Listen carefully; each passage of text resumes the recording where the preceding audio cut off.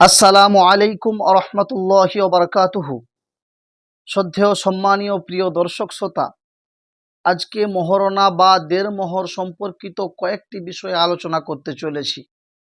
যেমন মহারণা কাকে বলে, দেনমোহর সর্বনিম্ন পরিমাণ কত এবং দেনমোহরের সর্বোচ্চ পরিমাণ কত, মোহরে ফাতিমির পরিমাণ কত ছিল, আজওয়াজে মোতাহারাত অর্থাৎ হুজুর পাক সাল্লাল্লাহু আলাইহি ওয়াসাল্লামের বিবিগণের দেনমোহর কত ছিল বা সাহাবীদের যুগে দেনমোহর কত ছিল। এ সমস্ত বিষয়গুলি তখনই ভালোভাবে বোঝা সম্ভব যখন ভিডিওটি স্কিপ না করে পুরোটা মনোযোগ সহকারে দেখা হবে। তো চলুন সর্বপ্রথম আমরা জেনে নিই দেনমোহর বা মহারণা কাকে বলে। মহারণা হলো নারীর একটি অধিকার। বিয়ের অনুষ্ঠানে বা বিয়ের আসরে স্বামীর পক্ষ থেকে স্ত্রীকে সম্মানস্বরূপ যে সম্পদ প্রদান করা হয় বা সম্পদ প্রদান করার অঙ্গীকার করা হয় তাকেই বলে মহারণা। আর এই যে নারীর সম্মান, নারীর অধিকার, এটি আল্লাহ পাকের কর্তৃক দেওয়া। তাই বিভিন্ন জায়গাতে আল্লাহ পাক নারীদেরকে দেনমোহর দেওয়ার কোরআন পাকের মধ্যে নির্দেশ দিয়েছেন। যেমন সূরা নিসা 25 নম্বর আয়াতে আল্লাহ পাক বলছেন, অউতুহুন্না উজুরাহুন্না বিল মারুফ, তোমাদের স্ত্রীদেরকে তোমরা ন্যায়সঙ্গতভাবে দেনমোহর দাও। এবং মিশকাত শরীফের এক হাদিসে হুজুর পাক সাল্লাল্লাহু আলাইহি ওয়াসাল্লাম বলেছেন, বিয়ের সবথেকে বড় শর্ত হলো দেনমোহর। হাদিস এবং কোরআনের আলোকে আমরা বুঝতে পারি দেনমোহর কতটা অপরিহার্য। এটি শুধুমাত্র নারীদের অধিকার নয়, বরং আল্লাহর দেওয়া অধিকার এবং রসুলের দেওয়া অধিকার। এটি এমন এক অধিকার যা সর্ব অবস্থাতে পূরণ করতেই হবে। এটি পূরণ করা বাধ্যতামূলক। এমনকি শরীয়ত নারীদেরকে এই অধিকার দিয়েছে, যদি স্বামী এই দেনমোহরের টাকা পরিশোধ না করে তাহলে স্ত্রী স্বামীকে নিজের কাছে না আসতে দিতেও পারে। সুতরাং আমাদের জন্য দেনমোহর পরিশোধ করা অপরিহার্য।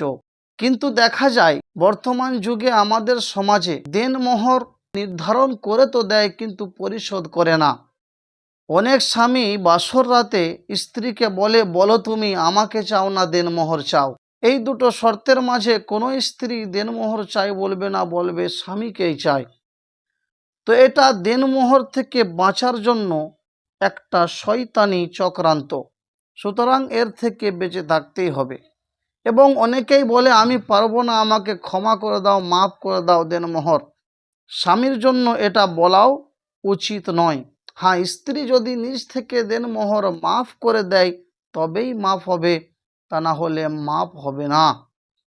এমনকি যদি দেনমোহর ছাড়া বিবাহ করেও নেয়, দেনমোহরের শর্ত ছাড়া, তবুও দেনমোহর ওয়াজিব হবে, ওয়াজিব হবে, ওয়াজিব হবে।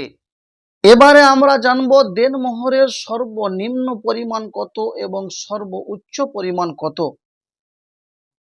হানাফি মাযহাব মতে দেনমোহরের সর্বনিম্ন পরিমাণ হলো 10 দিরহাম, যা হাদিস পাকের মধ্যেও বর্ণিত। লা মাহরা লি আকাল্লি মিন আশারাতা দারাহিমা, 10 দিরহামের নিচে কোনো মোহর হবে না।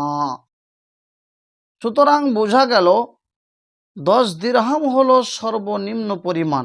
10 দিরহাম সমান কত টাকা এটা হয়তো অনেকেই জানেন না, তাই আপনাদের সম্মুখে বলবো 1 দিরহাম সমান হলো বর্তমান যুগে 3.0618 গ্রাম। তা 10 দিয়ে যদি আমরা ক্যালকুলেট করি তাহলে সেটা দাঁড়াবে 30.618 গ্রাম। বর্তমান 1 কিলো রূপার মূল্য 84,000 টাকা, তাহলে 1 গ্রাম রূপার দাম হবে 84 টাকা। তো 30 গ্রাম 30.618 গ্রাম রূপার দাম দাঁড়াবে 2,572 টাকা প্রায়। তো আপনি যে সময় নির্ধারণ করবেন সেই সময় 10 গ্রামের দাম যত হবে বাজার মূল্য হিসাবে ততটাই হবে সর্বনিম্ন দেনমোহরের। আর সর্বোচ্চ দেনমোহর কতটা? সর্বোচ্চ দেনমোহরের পরিমাণ কোনো নির্দিষ্ট নেই। আপনার যতটা অকাত আছে, আপনার যতটা ওসাআত আছে, সামর্থ্য আছে, সেই অনুযায়ী সর্বোচ্চ দেনমোহরের পরিমাণ হবে। বর্তমান সমাজে দেনমোহর নির্ধারণ করতে গিয়ে অনেকে সর্বনিম্ন দেনমোহরটি নির্ধারণ করে, যদিও সে সামর্থ্যবান হয়, বড় লোক হয়, কিন্তু এটা আদেও সঠিক নয়, আদেও উচিত নয়। কারণ দেনমোহর এতটা নির্ধারণ করতে হবে যাতে নারীর মর্যাদার খেয়াল থাকে, আর এতটাও দেনমোহর নির্ধারণ না করা যাতে সেটা পরিশোধ করা সম্ভবপর না হয়। এর মাঝামাঝি যা পরিশোধ করা সম্ভব, সামর্থ্য অনুযায়ী দেনমোহর নির্ধারণ করতে হবে। আল্লাহ রব্বুল ইজ্জত কোরআন পাকের মধ্যে বলেন সূরা তালাকের 7 নম্বর আয়াতে, লিউনফিক যু সাআতিন মিন সাআতিহি, সামর্থ্যবানেরা নিজের সামর্থ্য অনুযায়ী খরচ করবে। ওমান কুদিরা আলাইহি, এবং যারা সামর্থ্যবান নয়, ফালিউনফিক মিম্মা আতাহুল্লাহ, তো তারা ততটা পরিমাণ খরচ করবে যতটা তাদের সামর্থ্য, আল্লাহ পাক যতটা তাদেরকে মাল দিয়েছেন। সুতরাং বোঝা গেল দেনমোহর সামর্থ্য অনুযায়ী করতে হবে। আমরা সর্বনিম্ন দেনমোহরের দিকে চাইছি, কিন্তু একবারও খেয়াল করেছেন মোহরে ফাতিমি কত ছিল? 500 দিরহাম। 500 দিরহাম সমান বর্তমান রূপা 1530.9 গ্রাম, যার বর্তমান মূল্য প্রায় 1,29,000 টাকা দাঁড়ায়।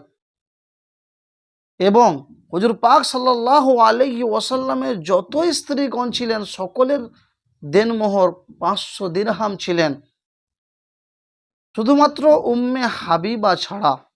উম্মে হাবিবা রাদিয়াল্লাহু তাআলা আনহার দেনমোহর 4000 দিরহাম নয়, দিনার ছিল, যা কল্পনাও করতে পারবো না আমরা। প্রায় 10-12 লক্ষ টাকার ব্যবধান।